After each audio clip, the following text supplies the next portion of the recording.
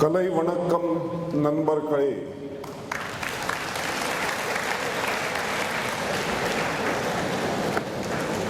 நான் Yashwant கனேட்கர்.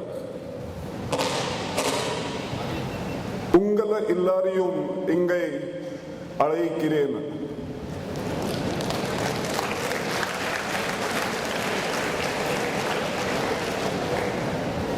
This is such an honor. Wonderful to be at a place which is trying to make a difference to this world. I am really very deeply honored, intensely honored for giving me an opportunity today to talk to you.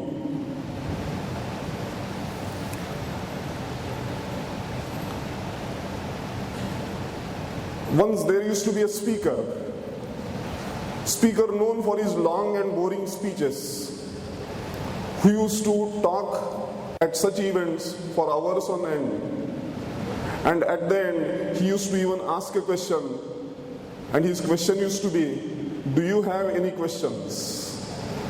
He once went to an event. He spoke for 1 long hour. And at the end of it, habitually, he asked, do you have any questions? And we know that in all audiences, there is at least one person who, even after a very boring speech, does want to ask that, yes, I do have a question. So in this event also, one person raised his hand and asked, sir, I have a question, may I ask you? He said, yes, please go ahead. The person asked him that you seem to have a big plaster on your cheek. What is the reason for that?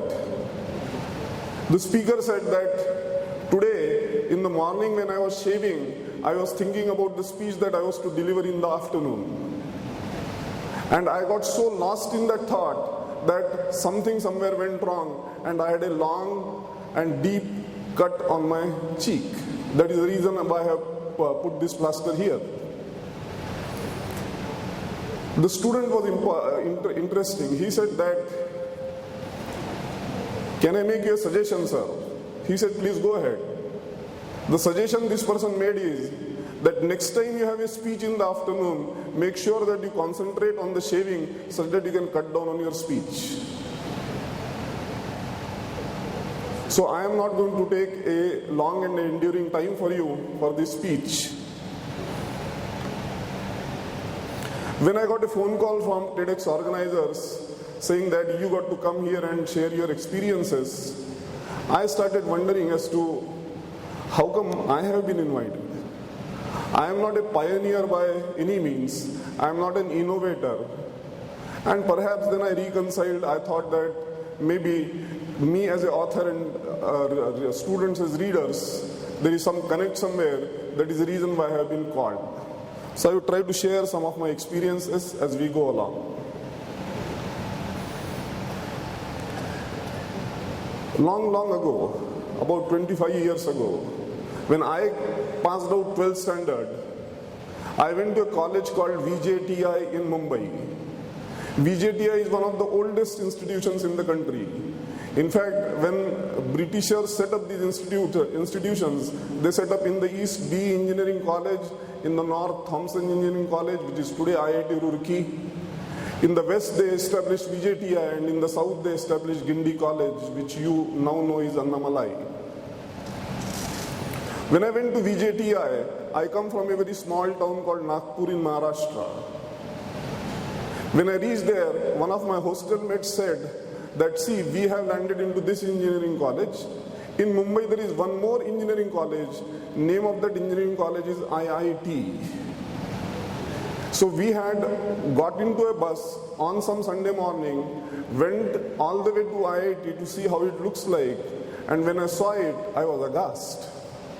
I said, wow, so big auditorium, such nice messes, so big student activity centers. I was just taken in. I said, wow, if this is the place where engineering is taught, I would want to be at this place. Unfortunately, at that time it was not feasible, but I decided that next time when an opportunity presents itself, I am going to grab it with both my hands. And the opportunity did come along. After my graduation, I decided to go to IIT Kanpur. And IIT Kanpur, I have learned so much and imbibed so much from IIT Kanpur that maybe in this lifetime I would not be able to repay that debt. In those days, there was no email and no internet. There used to be so many activities in that institution, from hiking club to photography club to film club to so many sports activities. Today, these are normally seen in many engineering colleges, but at that time it was not so. And the only common factor amongst all these electronics clubs and hobby activities was me. Outside the mess of a hostel, there used to be notice board, and people used to put newer and newer notices on that notice board. And I used to go and attend virtually every single function in IIT Kanpur held during those years. So much so, if somebody used to miss the notice, they used to come to my room, and they always said that if nobody else knows about this program, this man would certainly know about it. In those days, I was kind of encyclopedia of notices. Once I finished that, I reached my hometown, that is Nagpur. When I reached there, I am basically a mechanical engineer by education and training. I wanted to set up a press tools factory to manufacture locks for VIP suitcases in those days. I went from pillar to post, trying to figure out from where I can arrange the finance. Unfortunately, I could not. So that dream could not materialize. Fortunately, during those days, there used to be a bank manager who said that there is a new thing that is coming in this country, name of that is a personal computer. If you happen to do something there, we would be able to give you some loan. I decided to do so and then got into this IT field. And when I was trying to learn IT, I realized that learning IT is a difficult task. Difficult task because ultimately whom do you learn it from? There were no branches in computer technology in engineering colleges in those days. Computer science was at a very nascent stage in those days. So I went to bookshops, tried to hunt for some books. And I came to know that most of these books are written by American authors, and I had problems with that. Problems because it was almost assumed that you are a PhD in computer science as a reader, which was not the case at all. They might have been brought up in English medium, but my problem was that my English was medium. So I could hardly understand anything from there. And then I sensed that yes, this is an opportunity in fact. Why don't I understand this technology and try to write books on this? That would perhaps give me a wider reach. And that's when I wrote a book which today most of us know is Let Us See.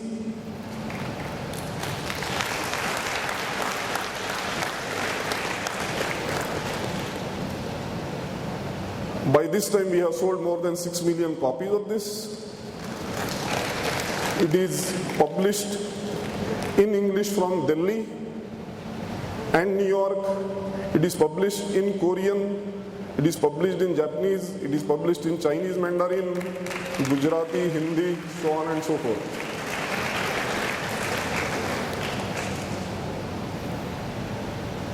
When I wrote this book, I realized that, well, this is something which is going to give me a big time opportunity by staying at Nagpur. So I went to my publisher one day in Delhi. He showed me this edition of Let Us See. And when he showed me this, he just casually asked me, have you seen this book? I said, Manish, you must be joking. This is Let Us See. What are you asking me? He said, no, look carefully. And when I looked carefully, I found that except for name of the publisher and name of the author, everything else was same. This was written by some Muhammad Sadiq, and this Muhammad Sadiq used to live in Lahore.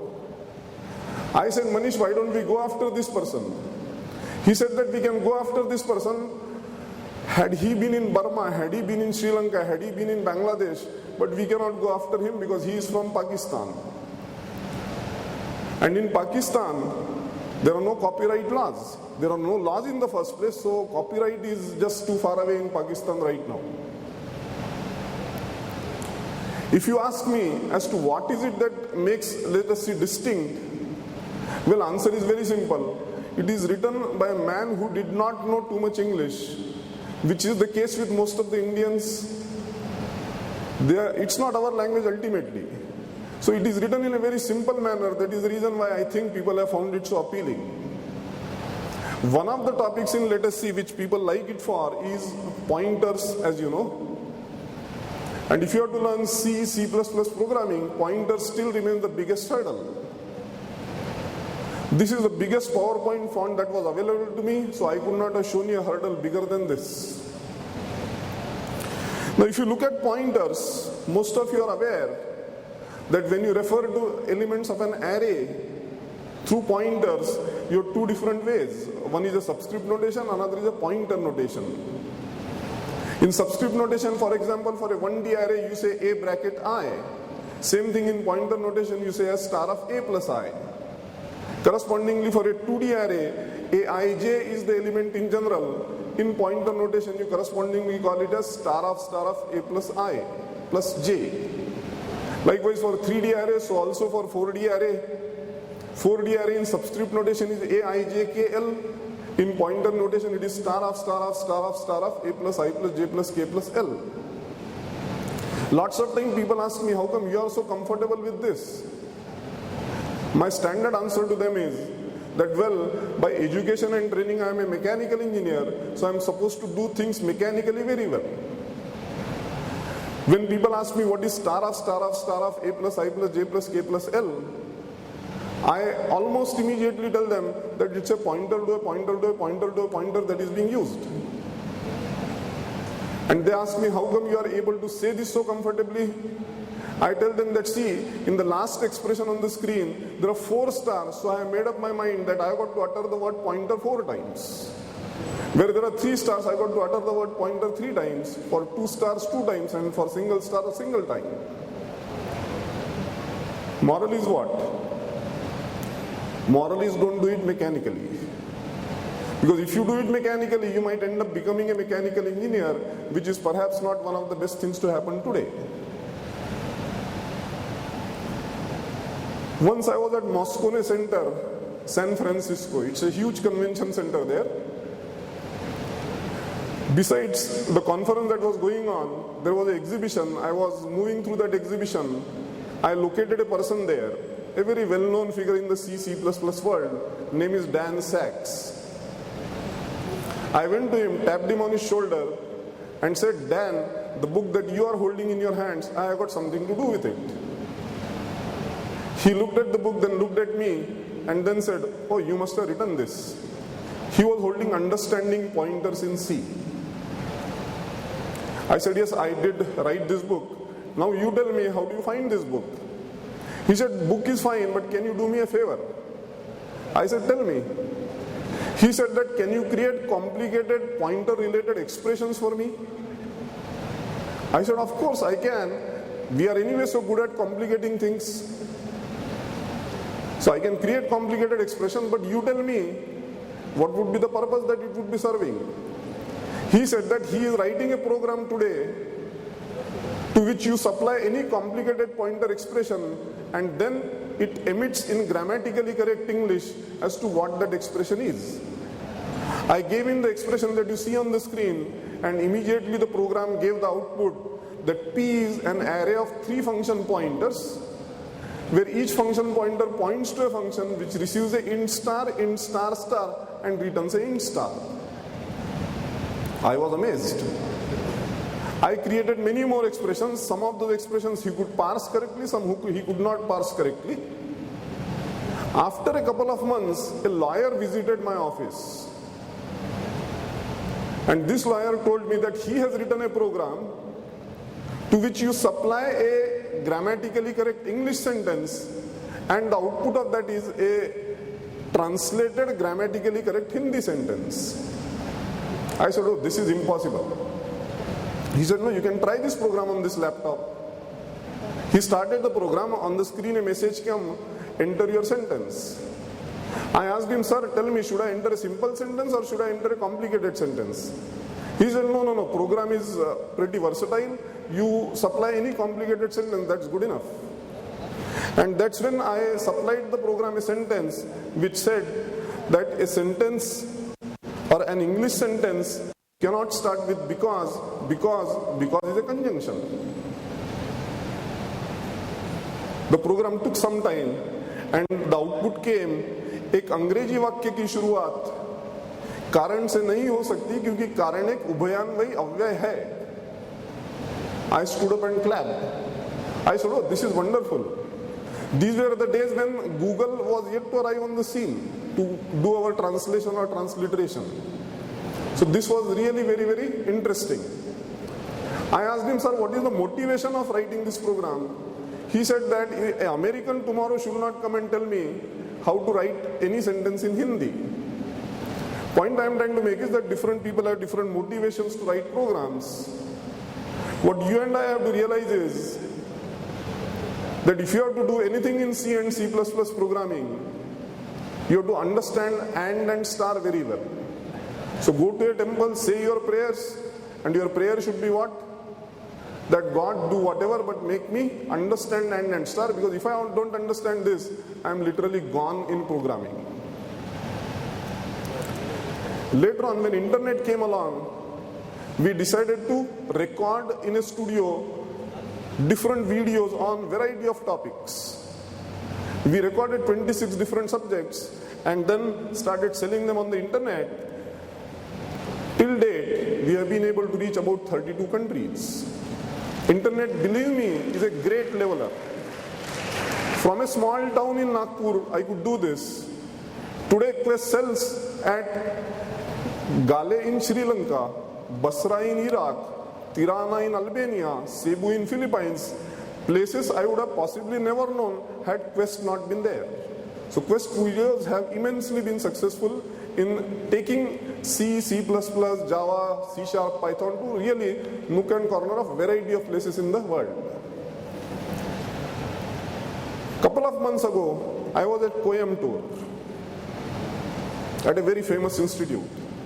When I met the professor there, he started telling me how rigorous their curriculum is.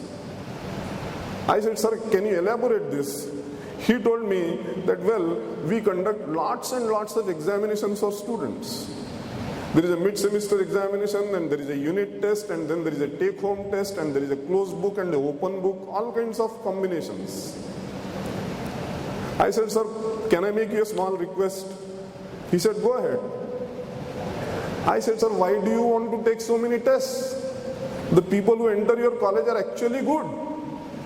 Why do they have to prove that on Monday they were good?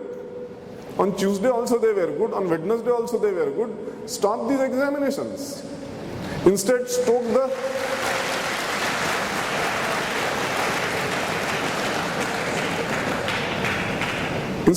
the fire in their belly, inspire them, and somehow or the other make them create something which will have a lasting impression on millions of lives all over the world. It is indeed possible. So this examination system we got to change somehow. I would leave you with 3 different thoughts today. We live in a caste-based society, unfortunately, as a result of which everything that we see, we ultimately try to put into different buckets. For example, if an engineer is coming, we don't feel that here is an engineer. We immediately ask ourselves, is this a civil engineer or a metallurgy engineer or a mechanical engineer or an electrical engineer? Nobody calls him just an engineer. Engineering over the last decade has changed. We cannot really have only branch-based engineering. World has already moved on to goal-based engineering. If I am to construct a robot, I need knowledge of mechanical engineering, I need knowledge of electronics, I need knowledge of mechatronics, I need knowledge of computer science. The important thing is to create a robot, not whether my branch is electrical or is this my work or is this your work. That has to end. In future, perhaps engineers will carry a visiting card at the bottom of which what is written is qualifications, engineer, ability to solve any engineering problem. That is where the world is moving. So it's important that places like this should also take a look at this and try to figure out, can they also try to inculcate into the students goal-based engineering rather than branch-based engineering. Another thing that I would like to mention is that we have been, as a nation, into services for just too long. If we keep doing services, if our youth keeps selling Visa cards, debit cards, credit cards, insurance policies, all this stuff, possibly we as a nation would never rise. We would be able to provide services to the world, that's not an issue. But unless and until we create products, we would never be able to move up the value chain. And if you look carefully, it's not very difficult at all. Why can't engineering colleges in India, engineers from India, create such simple things? Can we not have a scissor which, using some kind of light, helps us to cut a paper in a straight line? Why can't we have a straw which lets us cool down some noodles? Why can't we have a butter stick which helps us to apply butter on the bread? These are small little innovations which can easily be managed. These are the small products that we will have to first create before we aim to create submarines and aeroplanes and all that stuff. Many of you might be keen sportsmen, but if you look at the sports arena, you find that, well, we as Indians are nowhere. Even today, we talk about Lotto shoes, we talk about Speedo goggles, we talk about Nike apparel, we talk about Yonex rackets, we talk about Leanings, we talk about Victors. Where is the Indian company? Is it such a rocket science that we cannot even build a graphite racket? I don't think so. Talent is here, innovation is definitely possible. Only thing is it has to be directed properly. We have to have a mindset that we wish to create products rather than just offer services to the world. All of this sadly adds up. When Commonwealth Games took place here, we had a wonderful opportunity to showcase our talent, show to the world our technological progress that we have made. Unfortunately, we made a chaos out of it. We had to finally hang our head in shame. Unfortunate, but this is because we have not been able to motivate the youth to create products rather than just offering services. Third thought that I would want you to leave with is, don't run after jobs. If you keep running after jobs, you'll ultimately in life keep running.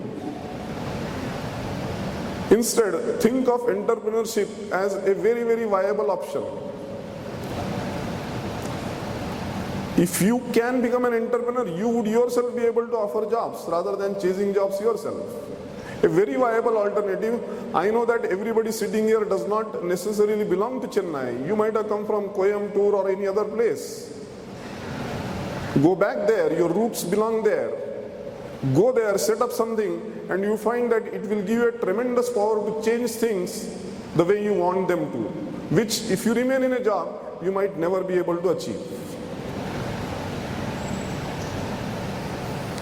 And if you look carefully around you, there are hundreds of things that you can do. This is our famous Windows Start button. Once I was working in the office, I got a phone call from my mom. She asked me, son, do you know or do you trust Macromedia? I said, yes, I know Macromedia. Macromedia is a famous animation company. But what have you got to do with it? She said, do you trust Macromedia? I said, of course, it's a very trustworthy company. I asked her, do you trust Macromedia? She said, absolutely not. I am hearing this name for the first time. Then I asked her, what is it that you are trying to do? She said, I was trying to fiddle around with your computer and this message came. So I said, why don't I ask you? I said, Mom, right now I am busy. You put off the machine. In the evening when I come back from office, we'll settle it. She said, but how do I shut the machine? I said, click on start. She said, no, I don't want to start the machine. I want to put off the machine. I said, yes, the whole world does it this way. Anytime they are to put off the machine, they click on the start button. Point I'm trying to make is that even in such small things, so much innovation is possible. Whether you take Windows programming, whether you take game programming, whether you take Bluetooth programming, IR programming, embedded systems, robotics, so much to do really. First step you have to take forward, you have to put forward. If you do that, I am sure that there would be many people who would be able to and willing to join you in this. Thank you so much for giving me a patient listening.